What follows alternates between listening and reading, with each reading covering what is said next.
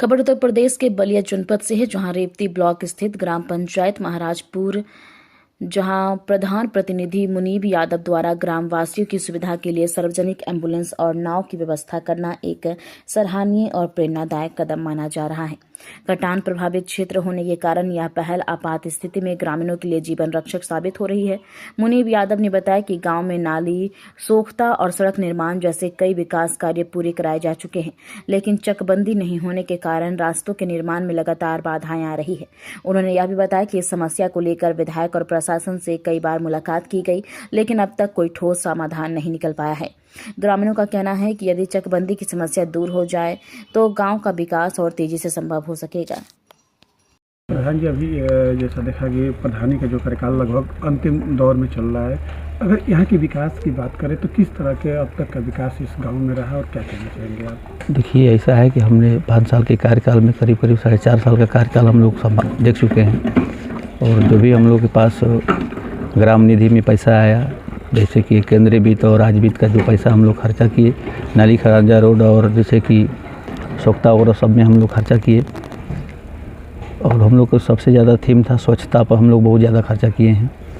इसके साथ साथ हम लोग ग्राम पंचायत के लिए और अपने स्तर से एम्बुलेंस का भी व्यवस्था किए, और हमारा ग्राम सभा जो है कटान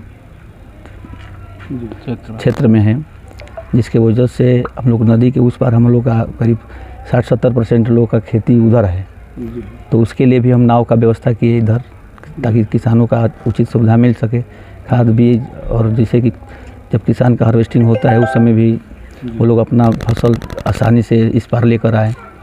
तो ऐसे सोचा जाए तो हम लोग जितना भी निधि था, जितना भी हम लोग प्रयास किए हैं, सफल प्रयास किए। सबसे बड़ी समस्या देखा जाए तो आपके गांव की सबसे बड़ी समस्या क्या है? देखिए, हमारे गांव में सबसे बड़ी समस्या ये है कि पहले तो हमारे गांव कृषि क्षेत्र के लोग हैं, और साथ में हम लोग नदी के तट पर बसे हैं, तो करीब 1/4 हिस्सा जो है नदी के किनारे हैं, और आया दिन जो खेती हम लोग करते हैं हमेशा परिवर्तित होता रहता है। जैसे अभी खेती हम लोग का बोने जोग था, आज 3-4 साल से वो पूरा खेती समाप्त हो गया है, और किसान जो है आज एक दाना के लिए मोहताज हो गए हैं। दूसरी बात है कि अब कटान से लोग का घर ढहने के करीब में पहुंच गया है। हम लोग बहुत प्रयास किए, यहाँ तक कि हम लोग शासन प्रशासन के पास भी इसका खबर चलाए, लेकिन अभी तक कोई यहाँ पर ठोस कदम नहीं उठाया गया। अभी हम लोग को तो भी शक है कि हम लोग का गाँव बचेगा कि नहीं बचेगा।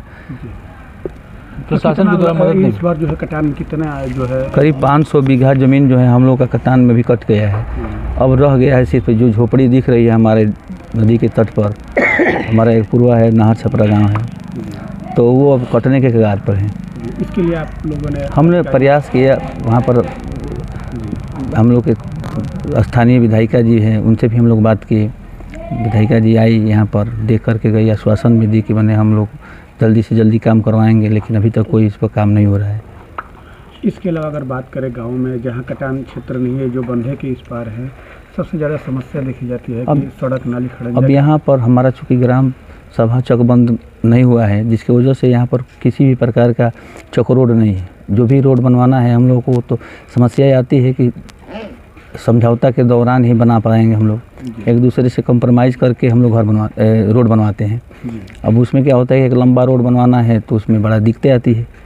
अब छोटा भी रोड बनवाने में कई एक लोगों का सहयोग लेना पड़ता है, उनसे आपसी सहमति बनवानी पड़ती है, तब एक रोड बन पाता है। इस तरह से आपसी सहमति लेकर लगभग कितने प्रतिशत जो है आपने कार्य करा चुका है? देखिए, अपने ग्राम पंचायत के, देखिए ऐसा है कि हमारा गाँव के बहुत ऐसा घर है जो रोड पर है, और उन लोगों को रोड इसी तरीक़े से रोड मुहैया कराया गया।